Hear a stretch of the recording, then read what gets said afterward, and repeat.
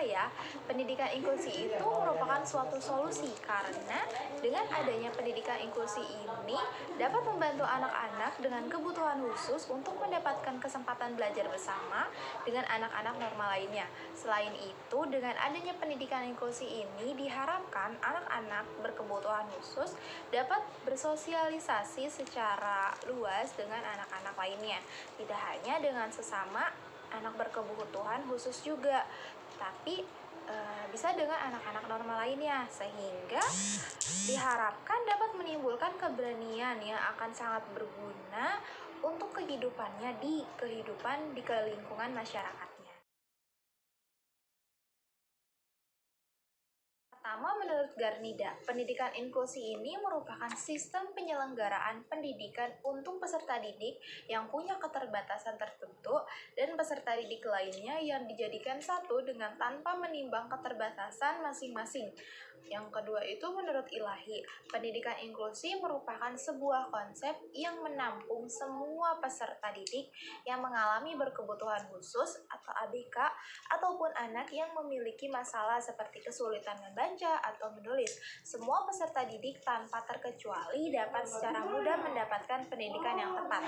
Nah, sedangkan menurut pendapat saya dari pendapat dua para ahli tadi, itu pendidikan inklusi merupakan layanan pendidikan yang mengikutsertakan anak berkebutuhan khusus atau ABK untuk mendapatkan pendidikan yang lebih tepat dan setara dengan anak-anak normal lainnya tanpa membandingkan keterbatasan masing-masing. Tunanetra sendiri merupakan suatu kondisi di mana organ mata atau penglihatan tidak dapat berfungsi sebagaimana mestinya, baik secara anatomis maupun fisiologis, sehingga mengalami keterbatasan atau ketidakmampuan dalam melihat. Tunarungu ini merupakan istilah medis untuk menggambarkan keterbatasan dari sebuah fungsi, misalnya fungsi pendengaran, sedangkan tuli merupakan istilah budaya atau cara berkomunikasi menggunakan bahasa isyarat.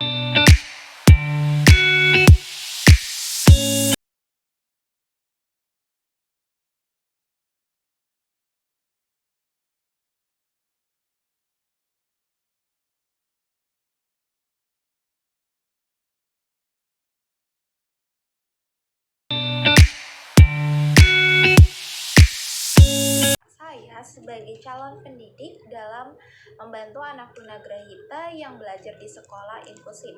Yang pertama itu dengan menerapkan metode peer teaching dalam kegiatan pembelajaran. Jadi nanti siswa normal akan dikelompokkan dengan anak-anak tunagrahita.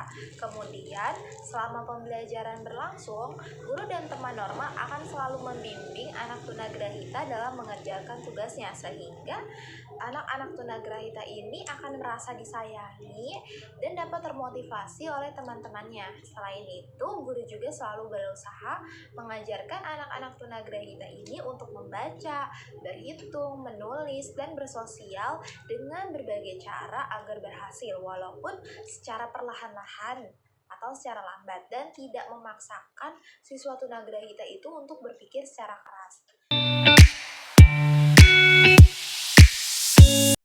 Cara saya dalam membantu mahasiswa tunadaksa apabila ada di kampus itu, yang pertama itu bertanya, apakah beliau ini membutuhkan bantuan atau tidak? Dan jika membutuhkan bantuan, saya akan segera sigap untuk membantunya.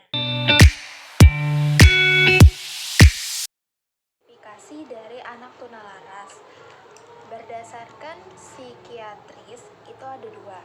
Ada tingkatan ringan atau sedang dan tingkatan berat.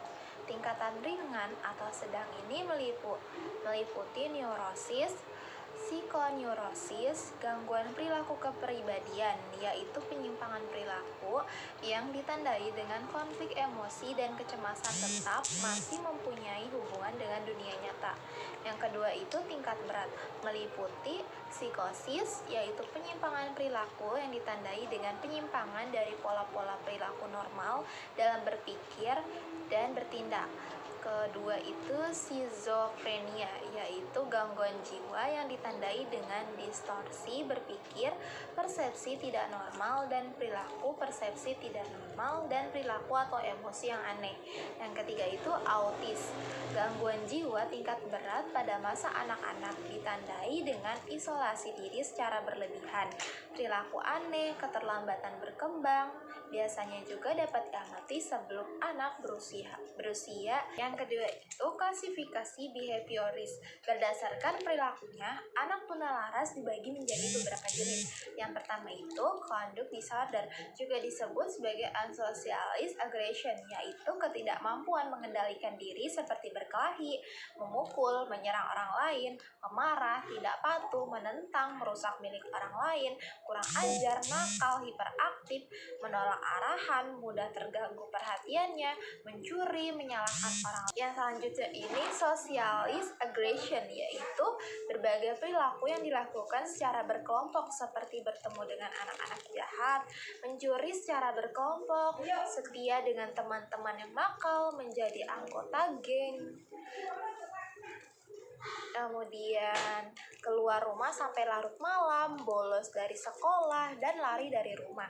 Yang ketiga ini anxiety withdrawal, juga disebut sebagai personality problem, adalah perilaku yang berkaitan dengan kepribadian seperti cemas, takut, tegang, sangat pemalu, menyendiri, tidak berteman, sedih, depresi, terlalu sensitif, terlalu perasa, merasa rendah diri, kurang percaya diri, mudah bingung, sangat tertutup, dan sering menangis.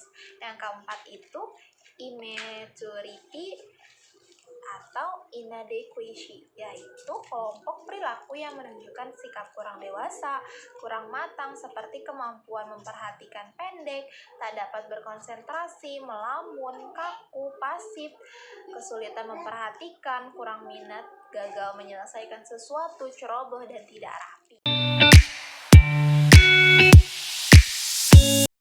Itu dibuatkan jalan landai atau rem di dalam gedung kelas. Terkadang kursi roda itu tidak bisa menaiki tangga-tangga biasa. Nah, untuk itu bisa dibuatkan jalur landai. Kemudian disediakan juga seperti kursi roda.